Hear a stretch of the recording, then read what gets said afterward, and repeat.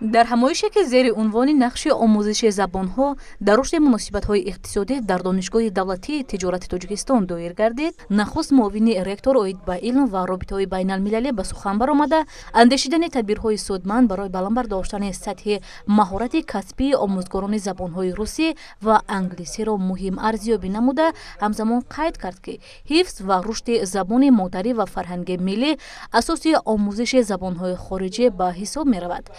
гардид, ки асосгузори сулҳу ваҳдати миллӣ, пешвои миллат, президенти ҷумҳурии Тоҷикистон муҳтарам Эмомалӣ Раҳмон дар ҳар суханронии хеш қайд менамоянд, ки дар баробари забони давлатӣ омӯхтани забонҳои хориҷӣ пеш аз ҳама забонҳои русӣ ва англисӣ тақозои давру замон мебошад, зеро ин забонҳо воситаи муоширати байналмилалӣ ба шумор рафта, ба мо дар густариши муносибатҳоямон бо давлатҳои дигар ва ба таваҷҷӯҳи ҷомеаи ҷаҳонӣ расониндани марому ҳадафҳои миллиамон ва гузашта аз ин ба рушду пешрафти иқтисодию иҷтимоии кишварамон мусоидат мекунанд.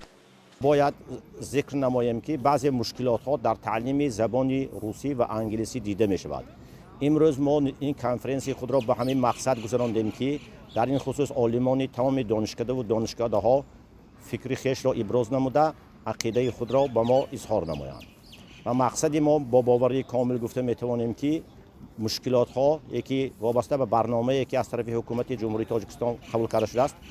تا سال 2030 پرره این مشکلات ها برهم میخورد و نسبت آموزش زبان روسی و انگلیسی که زبان دوم است و امروز جمهوری تاجیکستان قریب با 183 کشورهای دنیا مکاتبه های سیاسی و دیپلماتی و فرهنگی و خارجی دارد درست به راه مانده می شود. Сегодня в нашем университете проводится республиканская научно-практическая конференция,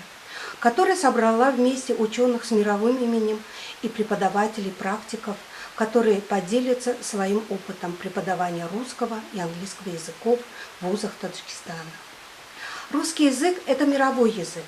Русский язык – это язык великого русского народа. Он считается одним из наиболее развитых и распространенных языков в мире, на котором написана богатейшая литература. Отражен исторический опыт русского народа, а также достижения всего человечества.